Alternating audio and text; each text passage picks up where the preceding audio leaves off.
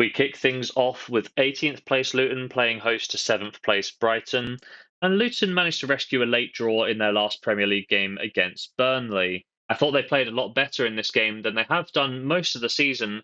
However, you do have to make your chances count at the end of the day, and that's something that let them down in that game. The Hatters have given their survival chances a shot in the arm with 6 points against Newcastle and Sheffield over the last few games, but they are winless in their last two.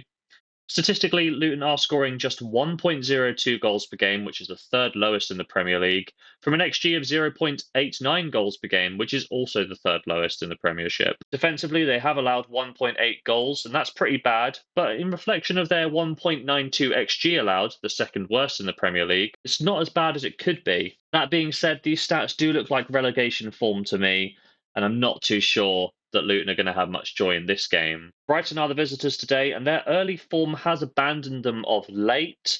Back-to-back goalless draws against West Ham and Wolves really illustrate this, but it also hints at a solid defence. Form-wise, Brighton have won just one of their last 6 Premier League games, but if we're being positive, they've only lost one of their last 7.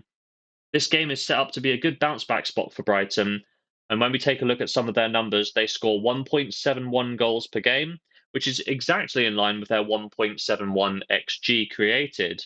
Defensively, they allow about 1.5 goals a game, which is roughly average for the league, and their xG against of 1.46 ranks them in the top 7 in the division. The only recent head-to-head form to look at is the 4-1 win on the opening day. Brighton very much gave Luton a welcome to the league moment. And if you're a Luton fan, I would look away now, because Brighton had 71% of the ball. They had 27 shots, 12 of which were on target, and created 4.01 XG. All of this stuff culminates to think Brighton are a decent price. Even though they're the away side, I think they can pick up the win on the road. Brighton to win, full stake in bet number 1.